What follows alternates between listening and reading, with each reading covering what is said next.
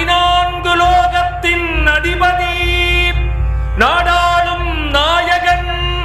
அழகன் குழகன், ஆனந்த சித்தன், நல்லூர்பதி காவலன்,